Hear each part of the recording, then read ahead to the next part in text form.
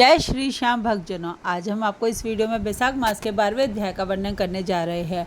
वैशाख मास के 11वें अध्याय में हमने पढ़ा था कैसे यमराज की दुर्दशा हो गई थी और ब्रह्मा जी ने उसे आश्वासन दिया। अब इस अध्याय में हम पढ़ने जा रहे हैं कि कैसे ब्रह्मा जी ने यम को आश्वासन देकर उसकी चिंता को दूर किया। 12वां अध्याय। यम ने कहा, हे प्रभु, हे कमलासन, हे ब्राह्मण, मैं अति दीन होकर आपकी शरण में आया हूँ। मेरी प्रतिष्ठा पूर्णतः लोप हो गई है। जब प्राणी की पद प्रतिष्ठा ही नष्ट हो जाए तो उसे जीने से क्या लाभ।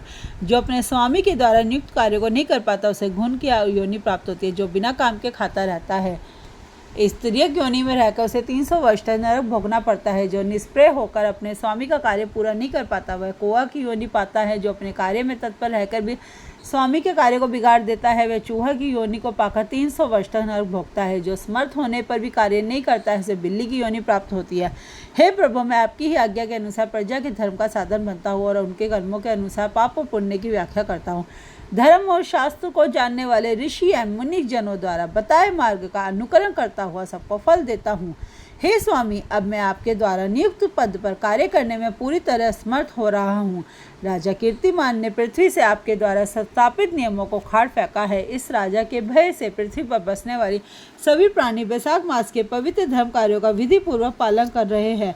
प्रजाजनों के समस्त पितृश्वरों का पूजन, अग्निष्टोम आदि यज्ञ, तीर्थ यात्रा आदि समस्त शुभ कर्म, सांख्य योग और प्राणायाम आदि करना भी छोड़ दिया है। होम और स्वास्थ्य भी छोड़ दिए हैं। नाना प्रकार के पाप करने पर भी उनके वंश के माता पिता एवं उनके ससुर तक के वंशधर 26 पीढ़ियों तक के जीव समस्त पापों से मुक्त होकर दिव्य देह की धारण कर भगवान विष्णु के लोक को चले जाते हैं। हे प्रभु, जब मेरे पास आने को कोई जीव शेष ही नहीं है तो मैं अपने इस पद पर रहकर क्या करूँगा। इस कारण मैं आपके द्वारा दिए गए इस दंड और पद को आपके चरणों में रखकर स्वयं इस पद से सेवा से मुक्त होने को बाध्य हुआ हूँ।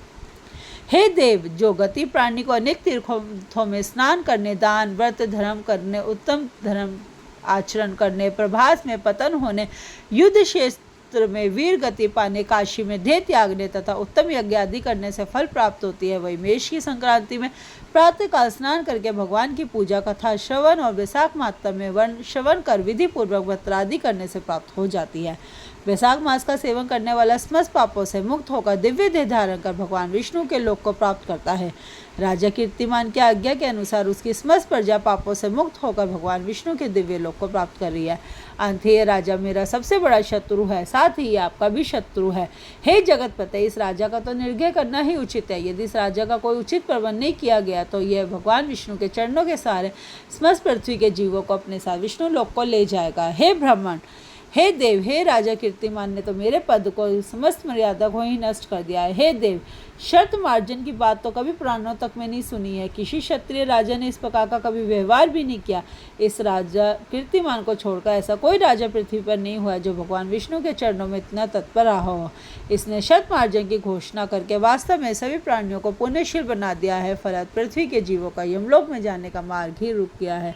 इसी के साथ वैशाख मास के महात्म्य का 12वां अध्याय समाप्त होता है। अगली वीडियो में हम इसके आगे की कथा का वर्णन करेंगे। जय श्री श्याम भक्तजनों, भगवान लक्ष्मी नारायण का आशीर्वाद सभी भक्तजनों पर बना रहे। जय श्री श्याम भक्तजनों।